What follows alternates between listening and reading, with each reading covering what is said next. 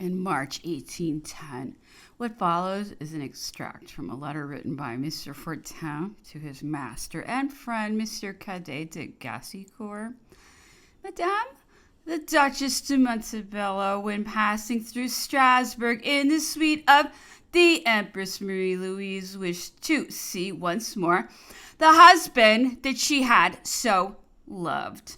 Thanks to your cares and those of Monsieur de Larry, writes Mr. Fortin, the embalmment of the Marshal has succeeded perfectly. When I withdrew the body from that cask, I found it in a state of perfect preservation. In a lower room of the city hall, I arranged a netting on which I dried it by means of a stove, the heat of which was regulated. I had a very beautiful coffin made of hard wood, well smeared with wax. And now the Marshal, surrounded with bandages and the face exposed, is deposited in his open coffin near that of General Saint-Hilaire, in an underground room of which I have the key. A sentinel is on duty there by day and night. Monsieur Vangen de Geroldsek, mayor of Strasbourg, has given me every facility demanded by my functions. Everything was in this condition when, an hour after the arrival of Her Majesty the Empress, Madame the Duchess de Montebello, who accompanies her as a lady of honor, sent her cousin, Mr. Coutu, to whose house she had gone to pay a visit to find me. I obeyed her summons. Madame la Marechale asked several questions and complimented me on the honorable mission entrusted to me, and then expressed trembling her desire to see for the last time the body of her husband. For several moments I hesitated to reply, and foreseeing the effect which that sad spectacle would produce upon her, I finally said that the orders I had received were contrary to what she wished. But she insisted in so pressing a manner that I at last yielded to her entreaties. We agreed, as much to avoid compromising me as to prevent her from being recognized, that I would go for her at midnight, and that she should be accompanied by one of her relatives. I went to her house at the hour appointed. As soon as she saw me, she rose and said she was ready to follow me. I permitted myself to detain her for a moment, entreating her to consult her own strength. I warned her of the state in which she would find the Marshal, and begged her to reflect on the impression she would receive from the gloomy place she was about to visit. She answered that she was well prepared, and that she felt all the courage necessary, and that she hoped to receive in this last visit some alleviation of the bitter regrets that she experienced. In speaking thus, her beautiful and melancholy face was calm and thoughtful. We started. Mr. Coutu gave his arm to his cousin. The carriage of the Duchess followed at a distance, and empty. Two domestics walked behind us. The city was illuminated. The worthy inhabitants were in holiday attire. In many houses, joyous music was exciting them to celebrate this memorable day. What a contrast between these outbursts of frank mirth and our position. At times, I saw the Duchess slacken her pace, shudder, and sigh. My own heart was heavy and my mind confused. At last, we reached the town hall. Madame de Montebello directed her servants to wait for her. She went shortly down to the underground room with her cousin and me. The lantern shed a little glimmer of light.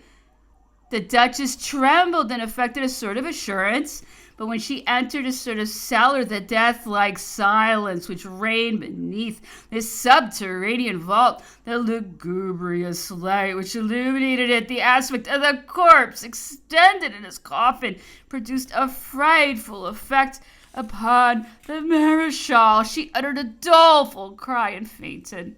I had foreseen this accident. My whole attention was fixed upon her, and as soon as I perceived her weakness, I supported her in my arms and made her sit down. I had provided myself with everything necessary to assist her. I gave her the attentions demanded by her position.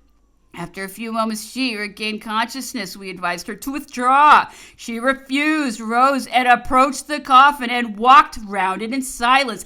Then, pausing and letting fall her clasped hands, she remained for some time motionless, gazing at the inanimate countenance of her husband, and, watering it with her tears, she came out of this state by saying, in a voice stifled by sobs, "My God, oh my God, how changed he is! I signified to Mr. Cretu that it was time for us to go, but we could only get the Duchess away by promising to bring her back the next day, a promise which was not to be performed. I promptly closed the door. I offered my arm to Madame la Marechale. She willingly accepted it, and when we had left the city hall, I took leave of her, but she required me to enter her carriage and gave orders to have me taken home first. During this short passage, she shed a torrent of tears, and when the carriage stopped, she said to me with inexpressible kindness, "I shall never forget, sir, the important service you have just rendered me." A long time afterwards, the Emperor and the Empress Marie-Louise were visiting together the porcelain manufactory of Sèvres. The Duchess of Montebello accompanied the Empress in the capacity of her Lady of Honor. The Emperor, perceiving a beautiful bust of the Marshal in unglazed porcelain, rarely executed, stopped, and without noticing the pallor which overspread the face of the Duchess, asked her how she liked the bust, and whether she thought it a good resemblance. The widow felt her wound reopened. She could not answer and turned away in tears. It was several days before she reappeared at court. Aside from the unexpected question, which had renewed her griefs, the inconceivable thoughtlessness manifested by the Emperor in putting it had wounded her so profoundly that her friends had all the trouble in the world to induce her to resume her attendance on the Empress. Chapter 7. The Battle of Essling was disastrous in every way. 12,000 Frenchmen were killed. The cause of all this evil came from the breaking of the bridges, which might have been foreseen. It appears to me, for the same thing had happened 2 or 3 days before the battle. The soldiers complained openly. Several corps of the infantry shouted to the generals to get off their horses and fight in the midst of them. But this bad humor detracted nothing from their courage and their patience. One saw regiments remain 5 hours, weapons in hand, exposed to the most terrible fire. 3 times during the evening, the Emperor sent to ask Marshal Massena if he could hold out. And the brave captain, who saw his son fighting for the first time and his friends and most intrepid officers falling by the dozen around him, held out until nightfall. "I will not turn back while daylight lasts," said he. "Those rapscallions of Austrians would be too conceited." The Marshal Constancy saved the day. But then, as he said to himself the next day, he was always lucky. At the opening of the battle, he noticed that one of his stirrups was too long. He called a soldier to shorten it, and during this operation, he put his leg over the neck of his horse. A ball came which carried off the soldier and cut a stirrup without touching either the Marshal or his horse. "Well," said he, "it seems I must get down and change my saddle." And the Marshal made this remark crossly. The surgeons and health officers conducted themselves admirably on this terrible day. They displayed unheard of courage and activity which astonished even the Emperor. Hence, in passing near them, he several times addressed them as "my brave surgeons." Monsieur Larry especially was sublime after having treated all the wounded of the guard who were huddled together in the Isle of Lobau. He asked if there was any soup to give them. "No," replied the aides. "Make some of them," said he, pointing to some horses near him. "Make some with the horses that belong to this picket." The horses were the property of a general. When someone went near them to obey Monsieur Larry's orders, the owner exclaimed, grew angry, and swore that he would not allow them to be taken. "Oh, well," said the worthy surgeon, "let them take mine and kill them, so that my comrades may have some soup." So said, so done, and as there were no iron pots on the island, the soup was made in cuirasses. It was black with gunpowder, and there was no salt. Marshal Massena tasted the soup and found it good. One knew not which to admire the most, the zeal of the surgeons, the courage with which they braved danger by caring for the wounded on the field of battle, even in the midst of balls, or the stoical firmness of the soldiers who, lying on the ground, one without an arm, another without a leg, chatted together about their campaigns while awaiting their turn to be operated on. Some of them went so far as to perform acts of politeness. Mr. Doctor, begin with my neighbor. He is suffering more than I am. I can wait a while. A cannoneer had both his legs carried off by a ball. Two of his comrades picked him up and made a litter with the branches of trees on which they laid him to transport him to the island. The poor mutilated fellow did not make a single outcry. I am very thirsty, he said now and then to his porters. As they were crossing one of the bridges, he supplicated them to stop and get him a little wine or brandy to revive his strength. They believed him and departed, but they had not gone 20 steps when the cannoneer cried out, "Don't go so fast, my comrades. I shall arrive sooner than you. Long live France!" And making an effort, he let himself roll into the Danube. The conduct of a surgeon major of the guard some time afterwards came very near compromising the entire corps of His Majesty's esteem. This surgeon, Monsieur M., lodged with General Dorsen and several superior officers in a very delightful pleasure house belonging to Madame the Princess of Liechtenstein. The concierge, an old German, rough and capricious, was very reluctant to serve them and played them all the ill turns he could. It was in vain, for example, that they asked for linen for the beds or the table. He pretended not to understand them. General Dorsen wrote to the princess to complain. She doubtless gave her orders in consequence, but the general's letter remained unanswered. Several days passed. The napkins had not been changed for a month when the general took the notion of giving a grand supper. The wines of Hungary and the Rhine were gulped down. Punch followed. The host was greatly complimented, but with these compliments were mingled some energetic complaints of the doubtful whiteness of the tablecloth and napkins. General Dorset alleged in excuse the ill humor and sordid economy of the concierge, well supported by the deficient courtesy of the princess. "That must not be endured," cried the joyous guests in chorus. "A hostess who despises us to that extent must be called to order. Come on, Monsieur M. Take some paper and a pen. Write her some stinging epigrams. We must teach this princess of Germany how to behave. French officers, victors, lying between dirty sheets and eating off a filthy tablecloth. It's infamous." Monsieur M. was the too faithful interpreter of the unanimous sentiments of these gentlemen. Heated as he was by the fumes of Hungarian wine, he wrote to the Princess de Liechtenstein such a letter as one would not dare to write to the lowest of public women, even in carnival time. How describe what Madame de Liechtenstein felt on reading this epistle, this assemblage of all that the language of the guardroom could furnish of what is vile? It required the testimony of a third person to make her believe that the signature M, Sergeant Major of the French Imperial Guard, had not been counterfeited by some miserable drunkard. In profound indignation, the princess hastened to the house of General Andreassi, governor of Vienna, for His Majesty. She showed him this letter and demanded vengeance. The general, still more irritated than she, got into a carriage and went to Schönbrunn, where he arrived during the parade. He handed the emperor the fatal epistle. The emperor read it. He drew back a step or two, his cheeks reddening with anger, his expression altered, and in a frightful voice he told the grand marshal to summon Monsieur M.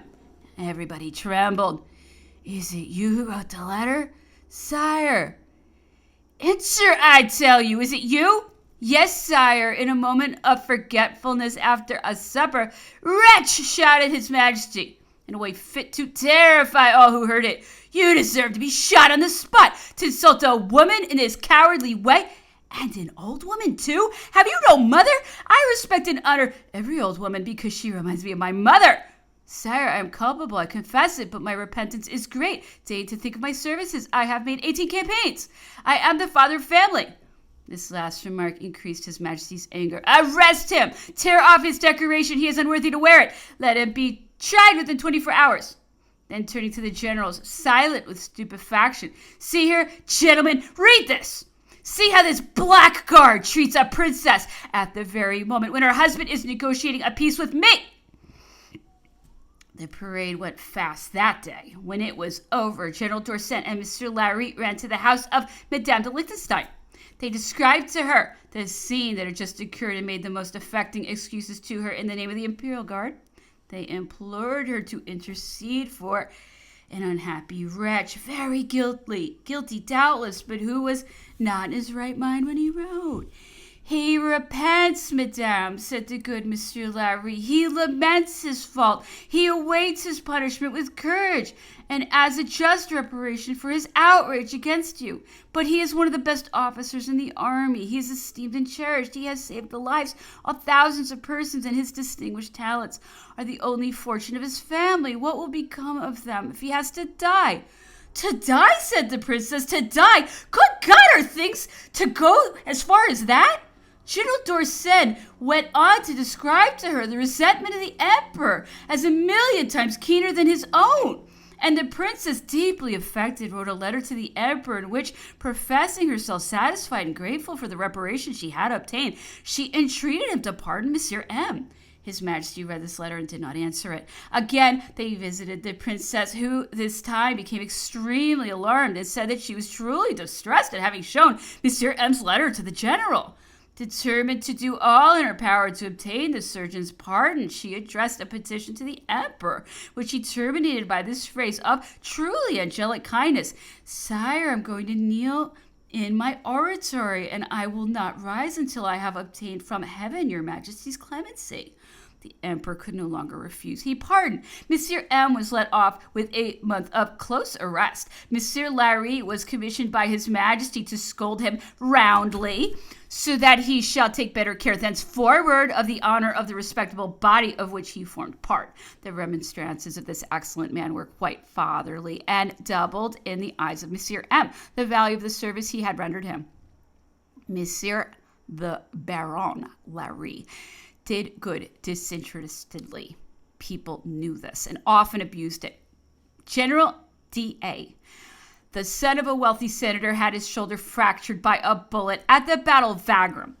An amputation was necessary. This alarming operation demanded a practiced hand Mr. Larry alone could undertake, and he did so, and successfully, but the wounded man, who was naturally delicate and now extremely enfeebled, required the greatest care and most intermitted attention. Mr. Larry seldom left him. He also placed near him 2 of his pupils, who watched alternately and aided him in dressing the wound. The treatment was long and painful, but it ended in a perfect cure. When fully convalescent, the general took leave of the emperor to return to France.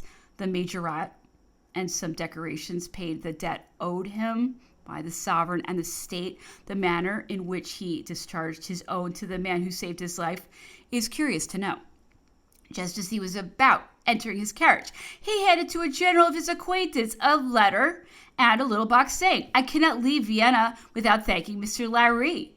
Do me the kindness to send him from me this token of my gratitude. That good Larry, I shall never forget the services he has rendered me." The next day, the friend acquitted himself of his commission. A gendarme was charged with the epistle and the present. He arrived at Schönbrunn during the parade and inquired throughout the ranks for Mr. Larry. "Here is a letter in a box I brought from General D.A."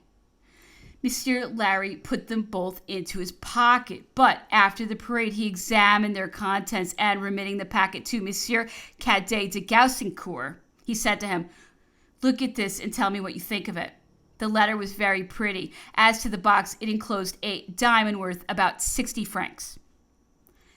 This mean recompense recalls a glorious and worthy one, which Monsieur Larry had received from the emperor during the Egyptian campaign.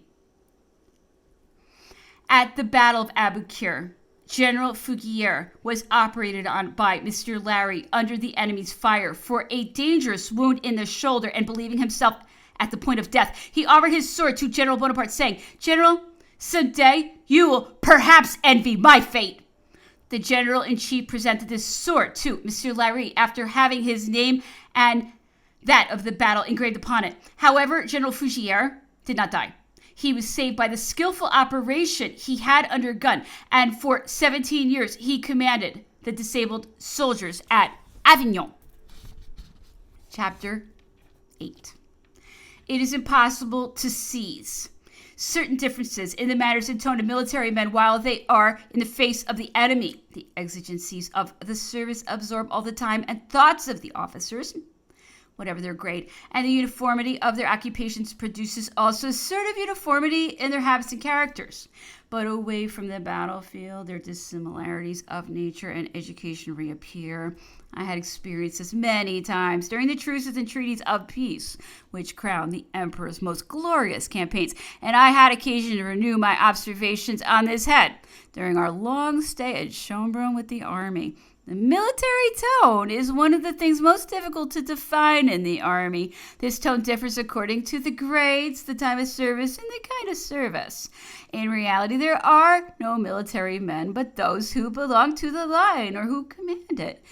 In the opinion of the soldiers, Prince de Neuchâtel and his brilliant staff, the Grand Marshal, Generals Bertrand, Bachelor d'Alba, etc., were merely cabinet officials, whose attainments might make them good for something, but to whom bravery was not indispensable. The principal generals, such as Prince Eugène, Marshals Oudinot, Davout, Bessières, and His Majesty's aides-de-camp, Rapp, Lebrun, Lauriston, Mouton, etc., were thoroughly urbane. Their dignity never approached arrogance, nor their ease and excessive familiarity. Their manners always bore the impress of a wholly soldier-like severity. The army had not the same idea of several of the orderly officers and aides-de-camp. Even while, according to them, the consideration merited by their education and courage, they were called the army jays, obtaining favors better deserved by others, getting ribbons and majorates for bearing dispatches in camp without ever seeing the enemy, insulting by their luxury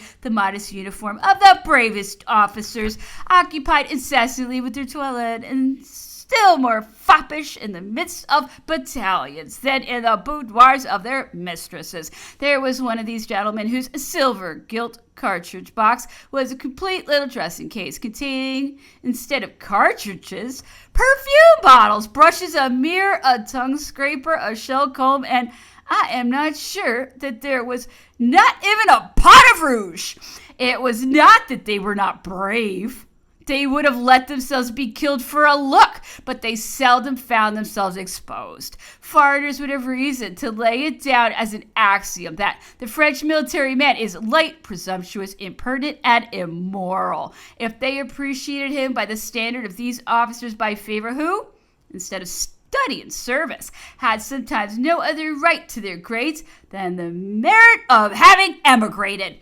The officers of the line, who had made several campaigns and gained their epaulettes on battlefields, seemed very different to the army, grave, polite, and obliging. There was a sort of fraternity between them, having had a near view of poverty and sufferings. They were always ready to succor others. Their conversation was not remarkable for brilliant information, but it was often full of interest. Generally, the habit of boasting quitted them along with their earliest youth, and the bravest were always the most modest.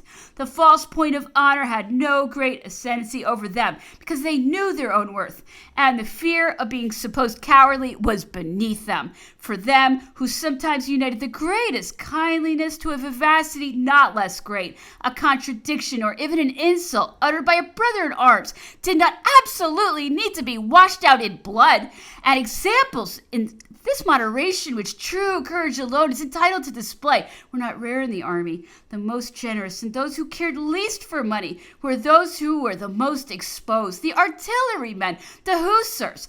At Wagram, I saw Lieutenant pay a louis a bottle for brandy and distribute it on the spot to the soldiers of his company.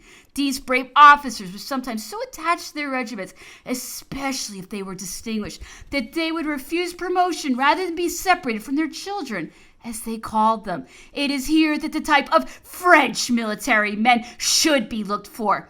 It is this kindliness, blended with soldierly firmness, this attachment of captains for their soldiers, an attachment which the latter knows so well to appreciate. It is this unshaken honor which should distinguish our soldiers, and not, as foreigners believe, the presumption, the braggadocio, the libertinage, which belong only to certain parasites of glory. At Camp Lobau, the day before the Battle of Wagram, the emperor was walking around his tent.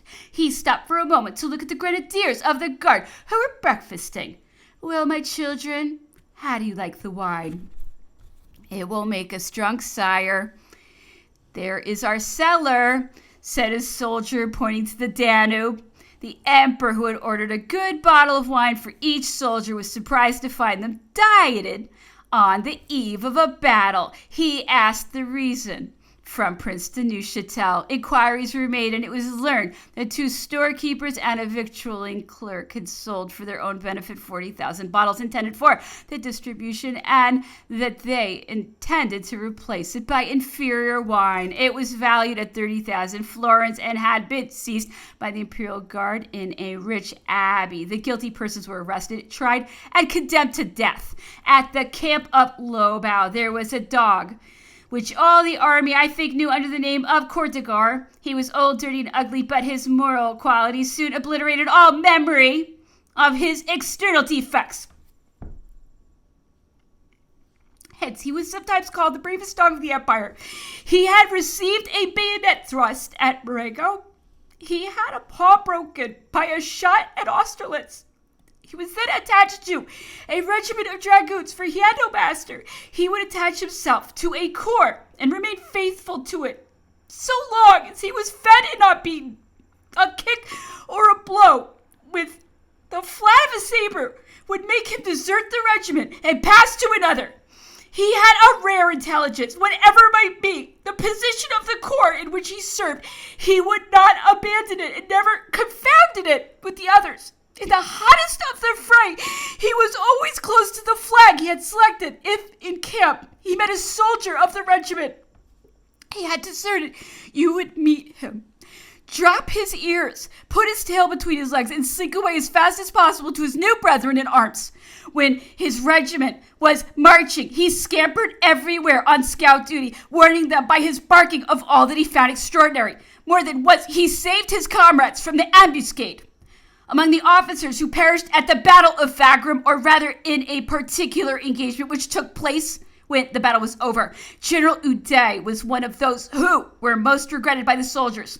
He was one of the most intrepid generals of the army, but what brings his name especially to my memory, rather than that of any other lost by the army on that memorable day, is a note I have preserved of a conversation I had some years after the battle with an excellent officer to whom I was united by the most sincere friendship.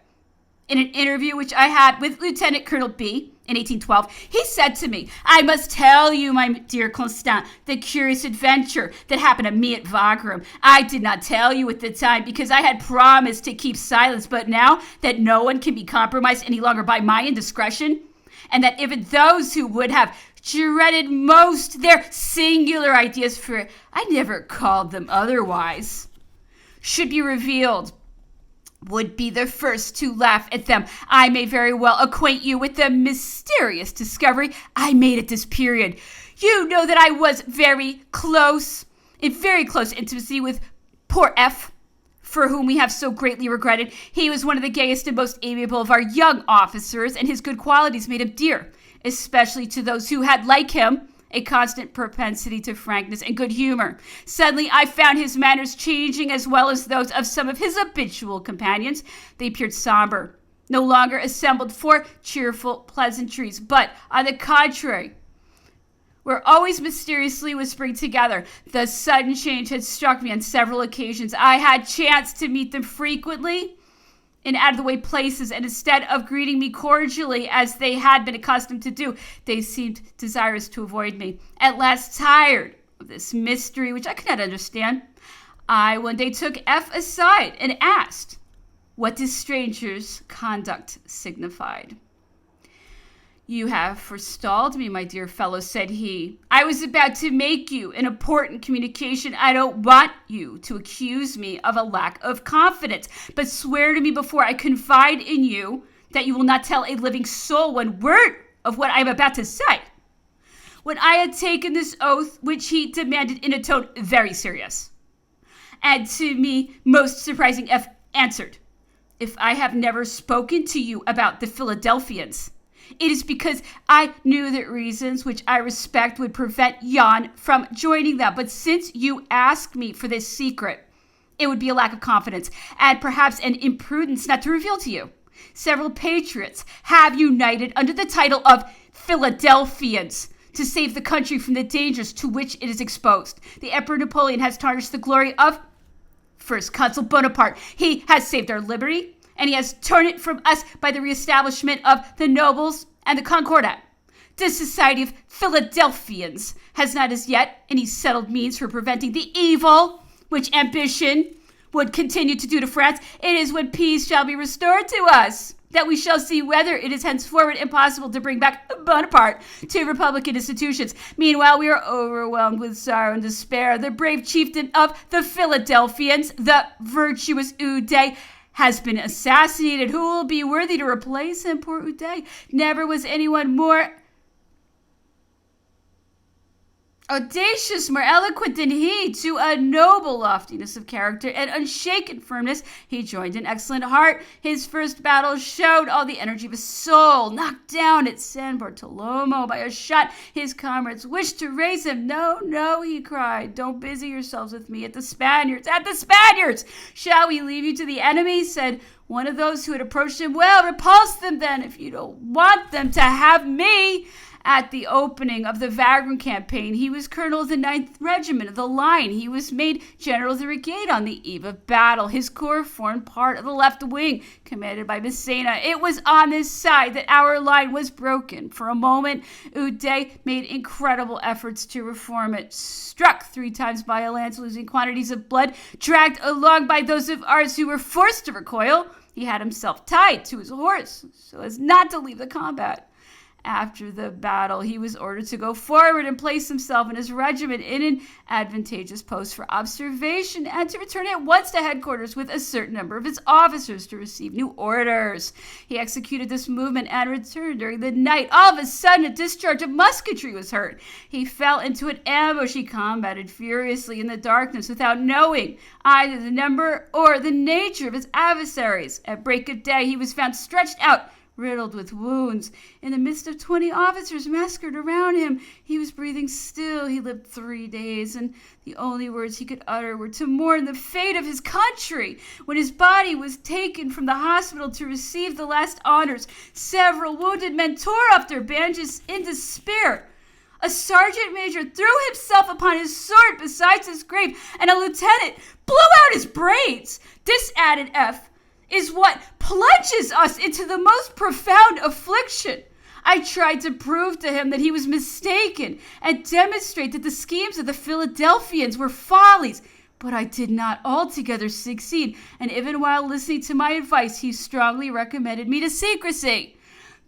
I think it was the day after the Battle of Wagram that a rather large number of the officers came to breakfast near the Emperor's tent. The generals sat on the grass, and the officers stood around them. There was a great deal of talk about the battle, and several very remarkable incidents were related, which have remained graven in my memory. An orderly officer said to His Majesty, I thought I had lost my finest horse, as I had ridden him on the 5th. She wanted him to rest. I gave him to my servant to rein him in. He left him for a moment to rebridle his own. The horse was stolen in a moment between him and me by a dragoon who, without delay, went and sold him to a dismounted captain, saying that it was one of the horses taken. I recognized it in the ranks and reclaimed it, proving by my portmanteau and my effects, which were upon it, that it had not been taken from the Austrians. I reimbursed the captain for the 20 louis he had given the dragoon for his horse, which had cost me 60. Perhaps the finest incident of the day was this. Monsieur Salsdorf, a Saxon surgeon of Prince Christian's regiment, had his leg fractured by a shell in the first part of battle. Extended on the guard, he saw Monsieur Amédée de Courberg in aide de camp, who, grazed by a ball, fell and began to vomit blood. He saw that this officer would die of apoplexy if he were not assisted. Collecting his forces, he crept and crawled through the dust until he reached him, bled him, and saved his life. Monsieur de Courberg could not embrace his preserver. Monsieur Salsdorf Transported to Vienna, lived only 4 days after his amputation. Chapter 9. At Schönbrunn, as elsewhere, His Majesty signalized his presence by his good deeds. One trait which people long talked of at this period has remained impressed on my memory. A little girl of 9 years belonging to a rich and much respected family in Constantinople was carried off by pirates one day as she was walking outside the city with a maidservant. The pirates transported their 2 captives to Anatolia and sold them. The little girl, who promised to be charming one day, fell into the hands of a rich merchant of Brusa, the most severe, rigid, and intractable man in the city. Nevertheless, the artless graces of the child affected his savage temper. He had the greatest respect for him, made a distinction between her and his other slaves, and employed her in none but easy tasks such as caring for flowers, etc. A European who was lodging with him offered to take charge of her education, and her owner consented to all the more willingly because she had gained his heart and he wished to marry her as soon as she should be old enough. But the European had conceived the same idea, and he was young, good-looking, full of intelligence, and very rich. He easily succeeded in winning the young slave, who escaped one fine day from her master's house and, like a new Eloise, followed her Abelard to Cutea, where they remained in hiding for 6 months. She was then 10 years old. Her preceptor, who daily loved her better, took her to Constantinople and confided her to the care of a Greek bishop, whom he instructed to make a good Christian of her. From there he started for Vienna to seek the consent of his family and his government to make her his wife. 2 years slipped by. The poor girl received no tidings of her future husband. The bishop was dead, and his heirs and had abandoned Marie, the baptismal name of the converted Mahometan, and she, having neither aid nor protector, was in constant danger of being discovered by some relative, some friend of her family, and it is known that the Turks never pardon a change of religion. Tormented by 1,000 anxieties, tired of the profound obscurity of her retreat, she took the bold resolution of rejoining her benefactor. The dangers of the journey did not deter her. She left Constantinople alone and on foot. And on arriving at the Austrian capital, she learned that her husband had been dead more than a year. It is easy to understand the despair into which the poor child must now have been plunged. What could she do? What would become of her? She determined to return to her family. She went to Trieste and found that city in a frightful condition. It had just received a French garrison, but the troubles inseparable from war were not yet over. Little Marie entered a Greek convent to await a favorable moment for returning to Constantinople. There she was seen by a young sub-lieutenant of infantry called d'Artois, who fell violently in love with her and married her at the end of the year. The happiness enjoyed by Madame d'Artois did not persuade her to relinquish her scheme of going to see her family.